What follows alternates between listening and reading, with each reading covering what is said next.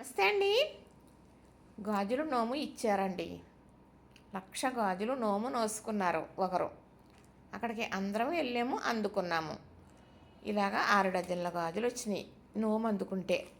చక్కగా మరి నేను తెచ్చుకుని నేనే ధరించేసుకోకుండా అందరికీ నోము అందుకోలేని వాళ్ళు ఉంటారు కదండి, వాళ్ళందరికీ కూడా 2 గాజులు ఇస్తే వాళ్ళు కూడా ఈ నోము అందుకున్న ఫలితం దక్కుద్దనమాట.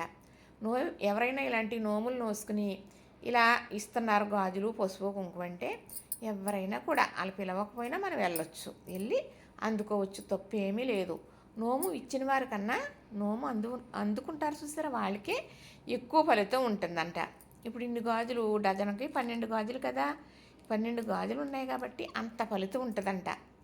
పువ్వులు నోము ఇచ్చారనుకోండి, పువ్వుకి ఎన్నో రేకులు ఉంటాయి కదా, అంత ఫలితం ఉంటుందట. మనం తెచ్చుకుని అందరికీ తెలిసిన వారికి పంచితే ఆ నోము ఫలం వాళ్ళకు కూడా వస్తుందని పూర్వీకులు చెప్పారు.